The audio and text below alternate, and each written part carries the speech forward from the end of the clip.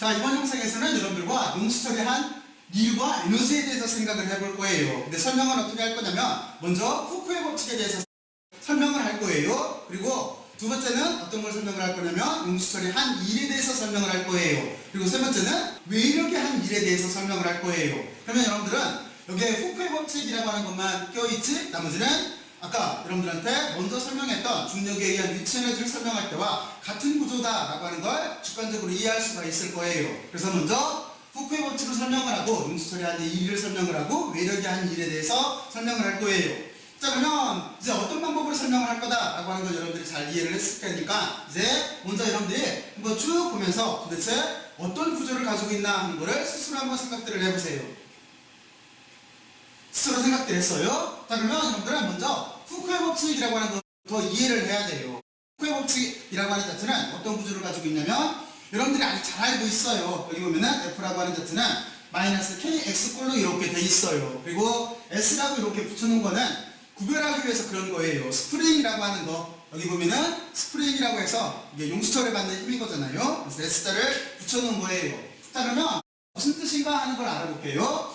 여러분들이 먼저 뒤쪽부터 살펴보게 되면은 힘이라고 하는 자체가 여기 보면은 X라고 하는 이 X는 변위를 뜻해요. 그래서 용수철은 힘이라고 하는 자체가 X라고 하는 변위에 비례하게 돼 있어요. 그러면 지금 제가 여기 힘의 평형 상태에 있는 용수철을 가지고 설명을 하면은 지금 이 용수철은 평형 상태에 있어요. 근데 제가 만약에 이 용수철을 이렇게 당기기 시작을 한다면 지금 변위가 늘어나고 있잖아요. 이렇게 당기고 더 당기게 되면은 틀림없이 제가 이거를 더 이렇게 멀리 당기면 당길수록, 다시 말해서 변위가 크면 클수록 용수철은 힘을 더 크게 작동을 하게 될 거예요. 바로 그걸 뜻하는 게 여기 있는 X예요. 그리고 K라고 하는 자체는 용수철의 탄성 개수를 말하는 거예요. 그러니까 무슨 얘기냐면 지금 이런 용수철도 있고 또 하나 여기 실험실에 있는 용수철인데 또 하나는 바로 이것처럼 조금 탄성 개수가 작은 용수철도 있어요. 상대적으로 요놈에 비해서 이거 작은 용수철도 있어요. 바로 그래서 탄성 개수라고 하는 게 들어가요. 그러니까 탄성 개수가 크면 클수록 힘 자체도 커지는 거예요.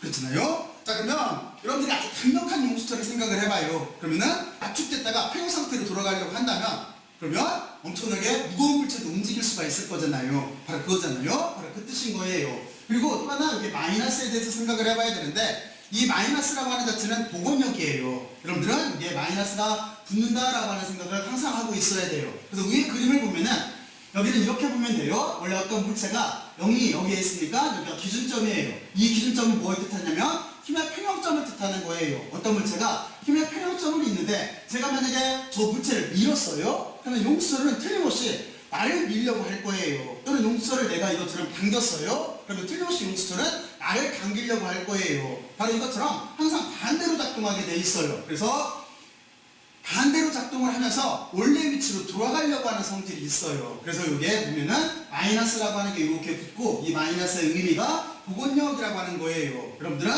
바로 이 복원력에 대한 의미를 잘 알고 있어야 돼요. 그러니까 항상 용수철은 어떤 변이가 있게 되면은 항상 원래 위치로 돌아가려고 하는 성질이 있어요. 이렇게 기술해 놓은 게 이게 후쿠의 법칙이에요. 그리고 한 가지만 더 여기서 고려해보고 넘어갈 게 있는데 여기에는 용수철 상수라고 하는 거예요. 용수철 상수라고 하는 자체는 여러분들이 어떻게 계산을 하면 될까요? 어떻게 찾아낼 수가 있을까요? 이거는 간단하게 여러분들이 용수철 저울이 있으면 여기에 있는 K값을 결정을 할 수가 있어요. 왜냐면 여기다 어떻게 실험을 하면 되는 거냐면 이거 용수철 저울이에요. 조금만. 여기에는 눈금이 써져 있어요. 여기 질량값이 써져 있는 게 아니라 바로 이렇게 되어 있는 건데 여기 밑에 추거리가 있어요. 그럼 여러분들은 어떻게 이용을 하면 되는 거냐면 먼저 위에 있는 나사를 이렇게 돌려서 0점을 맞춰야 돼요. 왜냐면 제가 밑에다가 추거리를 걸어놨기 때문에 먼저 0점 조절을 먼저 해요. 그래서 지금 제가 보면은 여기서 거의 0점이 맞았네요. 그리고 여기에다가 질량을 알고 있는 물체를 올려놓으면 돼요. 지금 여기 보면은 이 조그만 분동 자체가 이게 50g이에요. 그러면 어떤 변화가 있는지를 봐요. 제가 여기에다가 이 물체를 이렇게 달게 되면은 용수철의 길이가 늘어날 거예요. 그렇죠? 그리고 또 하나 비례적으로 계산하기 위해서 똑같이 50g짜리 물체를 여기다가 이렇게 분동을 올려놓게 되면은 더 늘어날 거예요. 그리고 다시 50g 자체를 여기다 이렇게 올려놓게 되면은 용수철 자체는 밑에 있는 중력의 영향을 받을 테니까 그거에 따라서 용수철 길이는 늘어나게 될 거예요. 그러니까 여러분들은 탄성 개수를 어떻게 계산하면 되겠어요? 이렇게 계산 계산하면 되겠죠. 이쪽 힘이라고 하는 자체는 지금 여기에서 이 실험에서 무엇을 이용을 했어요? 제가 조금 아까 중력이라는 용어를 썼잖아요. 그러니까 이 실험에서 이쪽 힘이라고 하는 자체는 mg가 되는 거예요. 질량이 있고 지구가 당기니까. 그래서 mg가 되는 거예요. 그리고 x라고 하는 자체는 지금 여기 눈곱으로 표현이 되고 있어요. 그러니까 여러분들은 늘어난 길이를 써주면 되는 거예요. 그리고 나서 어떻게 구하면 되겠어요? 나눠주면 되겠지. 만약 데이터 값이 지금 제가 실험했듯이 분동을 올려놓고 또 올려놓고 또 올려놓고 이런 식으로 실험을 했다라고 한다면 지금 요 값은 직선의 기울기가 될 거예요. 이렇게 해서 탄성계수 값을 계산을 할 수가 있어요. 자, 그러면 여러분들은 탄성계수를 결정할 수 있다라고 하는 거를 실험상 알아봤어요. 자, 그리고 그러면 이제 이쪽 내용은 후케 법칙에 대한 의미는 여러분들이 다 이해를 했네요. 그리고 딱 하나, 용설이 탄성계수일 때 힘이 뉴턴이기 때문에 여기에 단위라고 하는 자체는 거리로 나눠졌기 때문에 뉴턴법에 해당가 된다라고 하는 이것만 이해를 하고 있으면 돼요. 자, 그러면 여러분들은 이제 후케 법칙에 대해서는 다 충분히 잘 이해를 했을 거예요. 자, 그러면 이 후케 법칙을 기본으로 해서 용수철의 한 일에 대해서 생각을 해보죠. 그런데 여기도 똑같이 여러분들하고 비교를 할 거예요. 하나는 어떻게 할 거냐면 용수철의 한 일, 그리고 다른 외력의 한 일을 설명을 할 거예요. 그래서 제가 먼저 여기 용수철의 한 일을 설명을 하고 외력의 한 일을 설명을 한 다음에 나중에 두 개에 대해서 비교를 해줄 거예요. 자, 그러면 여러분들은 이쪽으로 들어가기 전에 여러분들이 해야 될 거는 먼저 이 실험 구조를 잘 이해를 하고 있어야 돼요. 실험 구조 자체는 지금 어떻게 되어 있는 거냐면 용수철이 보건력을 받는 운동이기 때문에 평형점을 꼭 신경을 써야 돼요. 그래서 지금 평형점이 여기 있고 물체는 이쪽에 있기 때문에 이 얘기는 무슨 얘기냐면 용수철 자체가 먼저 압축이 돼 있었다는 소리예요. 그렇잖아요? 용수철 자체가 압축이 돼 있던 거예요. 아까 중력에 대해서 설명을 할 때 물체 자체가 이미 위쪽에 있다가 떨어진 거잖아요. 바로 그것처럼 용수철 자체도 먼저 평형점에서 압축이 돼 있었던 거예요. 그랬다가 힘을 받아서 용수철이 비는 힘을 받아서 앞으로 이렇게 진행해 오는 그런 구조인 거예요. 그리고 이 문제를 다룰 때는 하나를 이해를 하고 있어야 될 게 있어요. 왜냐면 지금 같은 구조에 어디까지만 다룰 거냐면 물체가 여기 XI라고 하는 초기 위치에서 평형점으로 갔다가 나중 위치까지만 여기까지만 다룰 거예요. 왜냐면 그 후를 다루게 되면은 여기는 마찰이 없는 경우에 진동하는 모델이 돼요. 이거는 단지 운동에 대해서 우리는 지금은 여기를 고려하지 않을 거예요. 왜냐면 목적 자체가 용수철의 한 일인 거예요. 그래서 다시 한번 얘기할게요. 그래서 여러분들은 어디까지만 고려를 할 거냐면 용수철이 이미 압축이 돼 있다가 평형점까지 오고 다시 여기 있는 최대 변이까지 간 요 경우만을 다룰 거예요. 이해갔죠? 그렇지 않으면 어떤 문제가 생기냐면 용수철은 진동하게 돼요. 단지 운동으로 바뀌어요. 자, 그래서 여러분들은 실험 구조에 대해서 잘 이해를 하고 있어야 돼요. 자, 그러면 여러분들이 실험 구조를 이해를 했다라고 생각을 하고 이제부터 논리전개를 하죠. 여기에서도 용수철이 한 일을 이용을 해서 에너지를 구하고 서로 상호관계를 찾을 거기 때문에 여러분들은 일의 정의부터 먼저 시작을 해야 돼요. 그러면 일이라고 하는 자체는 힘을 가해서 물체를 이동시키는 거잖아요. 그러니까 그걸 그대로 식으로 쓰게 되면은 여기에 힘을 다해서 물체를 이동한다라고 하는 요 텀으로 이렇게 쓸 수 있다는 걸 알 수가 있을 거예요. 그리고 여기에서 여러분들이 해야 될 거는 뭐냐면 힘을 찾는 거예요. 힘을 찾고 변이를 찾는 거예요. 근데 힘이라고 하는 자체는 지금 용수철이 압축돼서 용수철이 물체를 밀고 나가기 때문에 후크의 법칙에 따를 거예요. 그런데 어떻게 생각을 해야 되는 거냐면 지금 제가 여기다 쓴 이 식 자체는 후크의 법칙을 크기로만 쓴 거예요. 크기로만 썼기 때문에 지금 여기가 벡터니까 이쪽을 벡터로 바꿔줘야 되는 거예요. 어떻게 바꾸면 되는 거냐면 중력하고 똑같아요. 먼저 여러분들은 여기에다가 요 벡터 표시를 해요. 그리고 마이너스가 있고 K가 있고 X가 있고 지금 여기가 X축 방향으로 움직인다라고 본다면 이쪽에다가 I라고 하는 단위 벡터를 붙여주면 되는 거예요. 그래서 여러분들은 다음과 같은 걸로 이렇게 표현이 돼요. 힘을 찾은 거예요. 벡터적인 힘을 찾았기 때문에 이 값을 여기다 이렇게 넣어주면 되는 거예요. 그리고 지금 같은 경우에 보게 되면은 여러분들이 이제 몇 번 해봐서 잘 이해를 하고 있겠지만 단위 벡터의 방향이 같아요. 그래서 우리는 여기를 스칼라이랑으로 곱바를 이렇게 바꿔줄 수가 있어요. 그래서 벡터에 대한 관점에서 도트 프로덕트라고 하는 걸 이용을 해서 우리는 스칼라 값으로 바꾼 거예요. 그러면 여기 적분은 아주 쉽죠? 근데 여기 이 적분을 어떻게 할 거냐면 두 가지 경우로 나눠서 적분을 할 거예요. 어떻게 나눌 거냐면 하나는 압축되어 있던 초기 위치부터 평형점까지 올 때를 먼저 다루고 그리고 그 후에 평형점부터 다시 최대 변이까지를 다룰 거예요. 그러면 우리는 똑같은 식에다가 적분 구간만 바꿔주면 되는 거잖아요. 어떻게 바꿔주면 되는 거냐면 이쪽은 초기가 XI일 거예요. 초기 위치일 거예요. 그러니까 XI로 쓰고 그리고 나중 위치가 평형점일 거예요. 평형점을 0으로 잡았기 때문에 여기를 0이라고 써주면 되는 거예요. 그리고 이만큼 변이는 어떻게 될 거냐면 0부터 나중 변이 x에 f까지일 거예요. 그러니까 나중 변이까지일 거예요. 이렇게 잡아놓고 여기 적분하는 거는 쉬우니까 여러분들이 적분을 하게 되면은 어떻게 되는 거냐면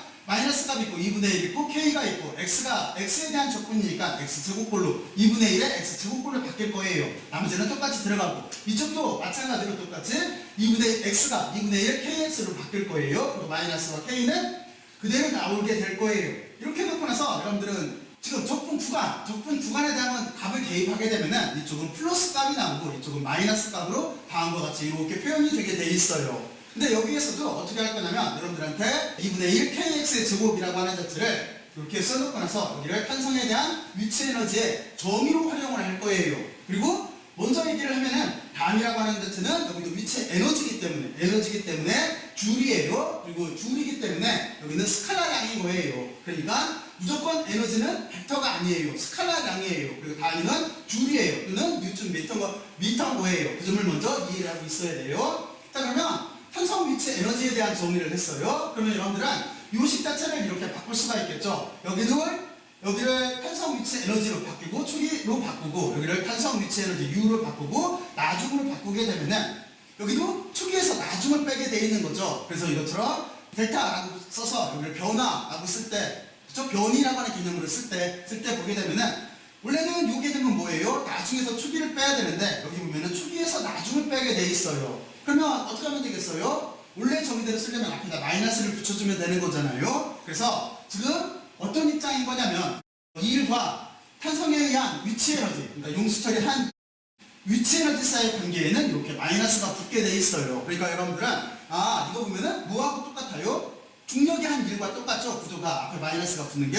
그러니까 1이라고 하는 거와 위치 에너지라고 하는 자체는 보존력일 때는 앞에 마이너스라고 하는 게 붙게 돼 있어요. 그래서 제가 아까 설명을 할 때 위치 에너지라고 하는 자체는 보존력이 한 1에 음수 표현으로 음수 값으로 표현된다라고 했던 게 바로 이 얘기인 거예요. 자, 그러면 여러분들은 여기까지 이렇게 이해를 했어요. 그리고 여기서 또 하나 의미 부여를 해봐야 돼요. 어떤 거냐면 힘이라고 하는 자체는 힘과 여기 변이라고 하는 걸 고려를 해서 여러분들은 이를 좀 더 자세하게 이해를 해야 돼요. 어떻게 이해를 해야 되는 거냐면 구간별로 생각을 해볼게요. 지금 이쪽 물체 자체가 이렇게 앞으로 밀고 나갈 때는 변이 자체가 I에서 0으로 갈 때는 그러니까 이 부분이겠죠? 이 구간에서는 어떻게 되는 거냐면 용수철의 힘의 방향과 이동하는 변이의 방향 자체가 같아요. 그쵸? 그래서 여기가 플러스 값이 나오게 되어 있는 거예요. 다시 말해서 양의 일을 하고 있는 중인 거예요. 1이라고 하는 자체, W라고 하는 1이라고 하는 자체는 0보다 큰 양의 1도 있고 또 하나 0보다 작은 음의 1도 있어요. 그러니까 어떻게 생각하면 되는 거냐면 환경으로부터 걔한테 에너지가 전달되면은 양의 일을 하는 거고 반대가 되면은 음의 일을 하게 되어 있는 거예요. 근데 지금 같은 경우에는 우리가 풀어서 이거 플러스가 나왔어요. 그 의미 자체가 바로 그거예요. 지금 힘의 방향과 변이의 방향이 같아요. 그러니까 지금 이 용수철이 이 개한테 용수철이 환경인 거잖아요. 여기 있는 사각형 물체한테 양의 일을 하고 있는 중인 거예요. 근데 반대 구간 쪽, 이쪽 구간을 살펴보게 되면은 여기 마이너스가 나온 이유가 물체가 이제 탈원점을 지나서 이쪽으로 여기에 최대변이 쪽으로 이동하고 있다라고 생각을 해봐요. 그러면 이때는 어떻게 되는 거냐면 변이의 방향은 계속 왼쪽에서 오른쪽이에요. 하지만 힘의 방향은 어디예요? 평형점을 지났기 때문에 용수철은 이 물체 자체를 당기려고 할 거예요. 그래서 변이의 방향은 왼쪽에서 오른쪽인데 힘의 방향은 반대 방향이 되는 거예요. 힘의 방향은 이쪽이에요. 그렇죠? 바로 그래서 이렇게 반대가 돼서 값 자체가 마이너스가 나와요. 이 마이너스가 나왔다는 얘기는 음의 일을 하고 있다는 뜻인 거예요. 결론은 어떻게 되겠어요? 이쪽은 양의 일을 하고 있고 이 구간에서는 양의 일을 하고 있고 이쪽에서는 음의 일을 하고 있기 때문에 결국에 용수철이 물체 한 일이라고 하는 자체는 결국에는 전체 알짜 일은 0인 거예요. 이 점에 대해서 여러분들이 생각을 하고 있어야 돼요. 그래서 이렇게 정리를 하고 있어요. 이렇게 정리를 하면 돼요. 중력이라고 하는 자체는 보존력인 거예요. 근데 보존력에는 특징이 있어요. 첫 번째는 뭐냐면 경로에 무관해요. 그리고 두 번째는 알짜 1이라고 하는 자체는 0이 나오게 돼 있어요. 그러니까 이동하는 입자에 보존력이 한 1이라고 하는 자체는 0이 나오게 돼 있어요. 근데 보존력이라고 하는 자체는 용수철도 보존력인 거고 그리고 또 하나 중력도 보존력인 거예요. 여러분들은 이렇게 의미를 붙여서 생각을 해둬야 돼요. 여러분들은 꼭 의미를 붙여야 돼요. 그 점을 여러분들이 여러분들 정도면 틀림없이 여기를 잘 이해를 할 거예요. 자, 그러면 용수 처리한 일에 대해서 여러분들이 잘 이해를 했을 거라고 생각을 하고, 이제 그 다음으로 가서 왜 이렇게 한 일에 대해서 생각을 해볼게요. 자, 그러면 왜 이렇게 한 일이라고 하는 자체는 이제 제가 왜 이런 역할을 할게요. 무슨 얘기냐면 제가 용수철을 압축을 시켜서 밀었다고 생각을 해봐요. 제가 용수철을 압축을 해서 밀었어요. 그리고 어떻게 할 거냐면 여기를 천천히 용수철을 나를 밀려고 할 거잖아요. 내 손을 밀려고 할 거예요. 그랬을 때 제가 손을 탁 비키는 게 아니라 여기에서 어떻게 할 거냐면 천천히 이렇게 등속도로 뒤쪽으로 뺄 거예요. 바로 그런 경우예요. 문제 조건은 이해갔죠? 우리가 중력을 들할 때도 그랬잖아요. 중력을 들할 때도 이 물체 자체를 이렇게 갑자기 가속운동으로 드는 게 아니라 이 물체 자체를 천천히 등속도로 들어 올리거나 또는 천천히 등속도로 내리는 거잖아요. 바로 그 경우인 거예요. 그러면 똑같은 현상이 나타나요. 이렇게 물체를 등속도로 움직일 때 중력과 위력이 같았듯이 여기도 물체 자체를 압축을 시켜줄 때 천천히 움직이게 되거나 천천히 압축을 시키게 되면 위력과 용수철의 여기는 힘 자체가 서로 크기는 같고 방향이 반대가 되는 거예요. 바로 이 조건을 만족할 때의 실험인 거예요. 자, 그러면 여기는 이렇게 되겠죠? 여러분들이 이제 힘을 찾아낸 거예요. 무슨 얘기냐면 지금 우리가 일에다가 넣어야 될 힘 자체라고 하는 자체가 바로 이 실험에 대한 조건 때문에, 그러니까 여러분들이 실험을 잘 이해를 해야 돼요. 그걸 명심해야 돼요. 실험을 이해를 하고 나면은 힘 자체가 여기에 있는 후크의 법칙에 따르는 용수철에 의한 탄성력이라고 하는 이거와 크기는 같고 방향은 반대라고 하는 걸 알 수가 있을 거예요. 그렇잖아요? 자, 그러면 이게 방향이 반대이기 때문에 크기는 같고 방향이 반대니까 플러스 값으로 바꿔주면 되겠죠? 그 값을 대입을 한 거예요. 그리고 여러분들이 단위 벡터 처리하는 건 똑같아요. 단위 벡터 처리하는 거는 여기가 1로 났기 때문에 우리는 스칼라락으로 바뀔 수가 있어요. 이렇게 바꿔놓고 나서 여기 조건은 간단하죠? 여기는 똑같이 2분의 1 kx의 제곱꼴이 나올 거예요. 그리고 이동하는 구간을 추기치부터 나중치를 잡아서 넣게 되면은 이쪽은 나중치에서 추기치를 뺀다고 나오게 될 거예요. 어떤 조건인지 이해갔죠? 그렇죠? 그래서 여러분들이 비교를 해보게 되면은 어떻게 되는 거냐면 용수철이 한 1이라고 하는 자체는 추기치에서 나중치를 뺀 거기 때문에 여기가 1과 비교를 했을 때 마이너스가 붙고, 하지만 왜 이렇게 한 1이라고 하는 자체는 서로 이렇게 같게 돼 있어요. 그러니까 왜 이렇게 한 1은 어디로 간 거냐면은 제가 만약에 용수철을 밀었다라고 한다면 제가 밀면서 한 일은 용수철을 압축시키면서 용수철에 의한 위치 에너지로 변환이 된 거예요. 이겼죠? 제가 만약에 이쪽에 상상을 해봐요. 큰 용수철이 있어요. 제가 이 용수철을 밀거나 또는 당기게 되면은 제가 외력이라고 봤을 때 외력의 한 일 자체는 용수철의 탄성에 의한 위치 에너지로 저장을 시켜주는 그 역할을 외력이 한 거예요. 바로 그 뜻인 거예요. 자, 그러면 여러분들이 여기까지 잘 이해를 했을 거라고 생각을 하고, 자, 이제 가장 포인트가 뭔가를 먼저 한번 생각들을 해보세요. 어떤 게 가장 포인트인가요?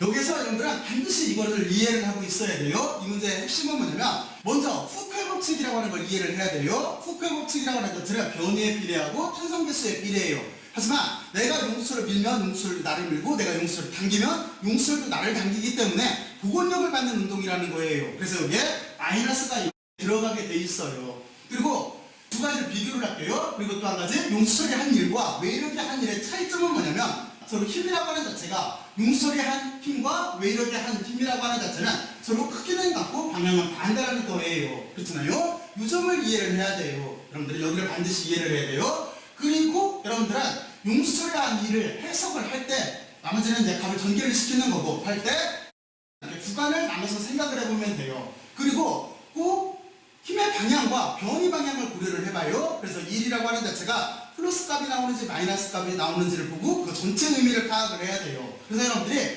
평점을 기준으로 생각을 했을 때 복원력을 만드는 운동에서는 다시 한번 얘기하지만 표형점이 엄청나게 중요해요. 그래서 이 구간에서는 변위의 방향과 힘의 방향이 같아요. 하지만 이쪽 구간에서는 변위의 방향은 똑같이 왼쪽에서 오른쪽으로 진행하고 있는데 힘의 방향은 용수철이 당기려고 할 거니까 오른쪽에서 왼쪽으로 진행하고 있는 경우인 거예요. 그렇잖아요? 그래서 여러분들이 적분했을 때 이쪽이 플러스 값이 나오고 이쪽이 마이너스 값이 나오는 이유는 지금 이만큼 구간 여기에서는 용수철이 물체에다가 에너지를 보내주고 있는 경우인 거예요. 그러니까 양의 일을 하고 있는 경우예요. 하지만 반대로 넘어가게 되면 음의 일을 하고 있는 경우인 거예요. 그래서 결과적으로 용수철이 한 일이라고 하는 자체는 전체적으로 봤을 때는 0이에요. 이게 보존력의 특징인 거예요. 보존력은 종류와 무관해요. 무슨 얘기냐면 이거예요. 중력으로 이해를 하면 쉬워요. 무슨 얘기냐면 경로에 보관하다는 거는 요점을 기준으로 봤을 때 제가 여기 있는 테니스 공을 요점까지 이렇게 올려서 이점까지 가지고 오던, 또는 여기를